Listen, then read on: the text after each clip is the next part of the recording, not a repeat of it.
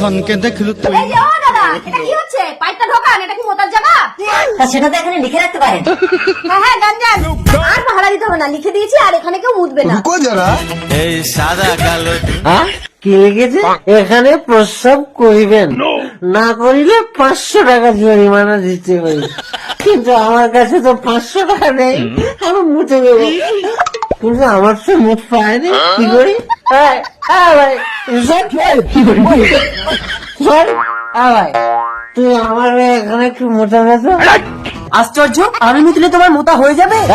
বলছি আমার ডেলিভারি পাইপটা একটু ডিস্টার্ব আছে।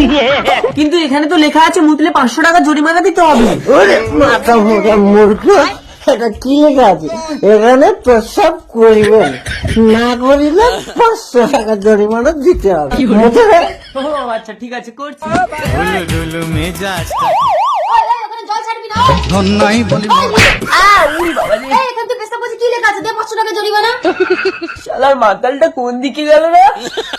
ম্যাডাম, পরিচ্ছন্নতা বজায় রাখার জন্য ধন্যবাদ। পরিচ্ছন্নতাই পবিত্রতা।